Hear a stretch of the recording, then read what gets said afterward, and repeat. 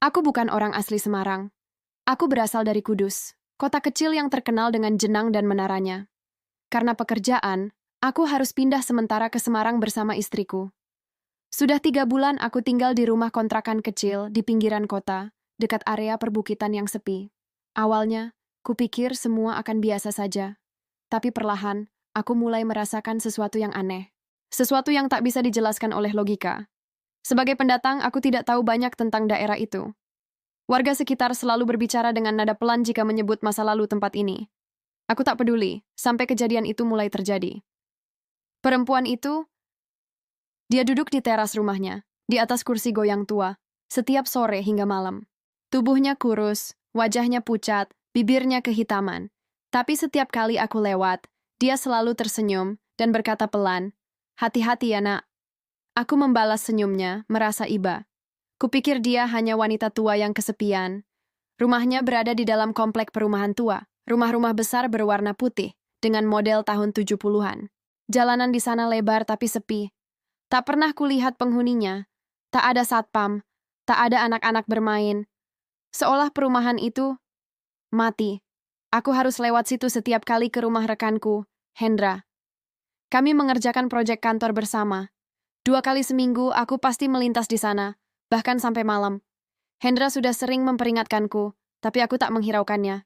Suatu malam, setelah lembur di rumah Hendra, aku pulang sekitar pukul 9. Jalanan sepi, angin malam bertiup dingin, lampu jalan remang, dan di depan rumah itu, dia duduk lagi, masih di kursi goyang yang sama, wajahnya mengikutiku saat aku berjalan melewatinya. "Hati-hati ya, sudah malam," katanya pelan.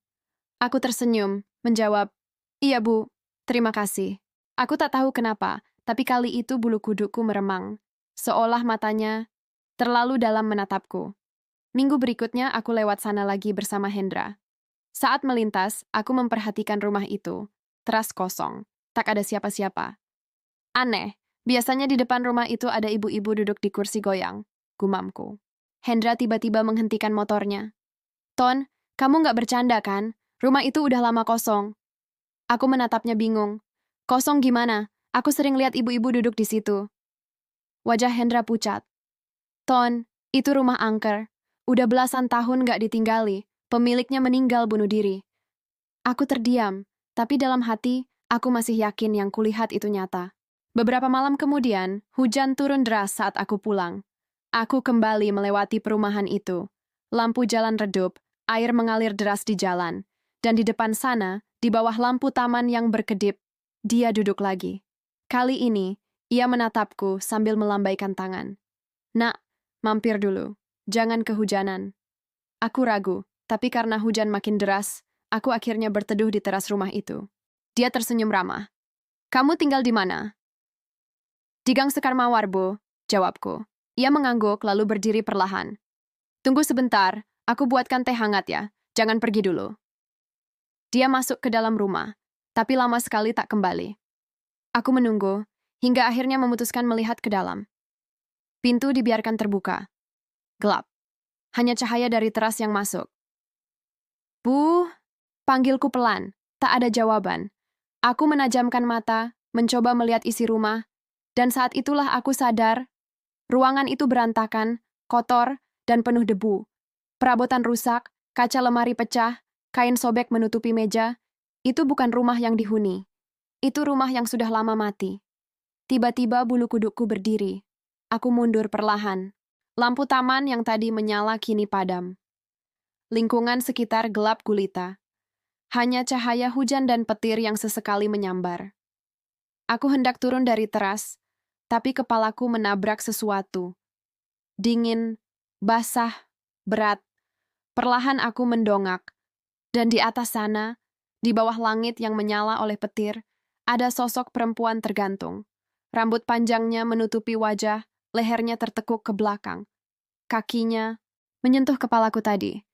Aku berlari sekuat tenaga, menembus hujan. Nafasku memburu. Di depan gerbang, aku jatuh tersungkur. Lampu motor menyilaukan mataku. Seorang bapak menghampiri. "Mas, ngapain di situ? Rumah itu sudah lama kosong, angker, banyak setannya." Aku tak menjawab. Aku hanya diam, menatap ke arah rumah itu. Dan di sela cahaya kilat, kulihat sesuatu di teras. Kursi goyang itu masih bergoyang pelan. Beberapa minggu berlalu, aku sudah jarang lewat jalan itu. Tapi kadang, di tengah malam, dari arah perbukitan itu, aku masih mendengar suara kursi kayu berderit pelan. Seperti seseorang yang masih duduk di sana, menatapku dari jauh. Bantu subscribe ya. Kisah ini mengingatkan bahwa beberapa tempat menyimpan kenangan yang tak bisa hilang oleh waktu. Ya kadang yang kita lihat bukan sekadar bayangan, tapi jiwa yang belum sempat pergi.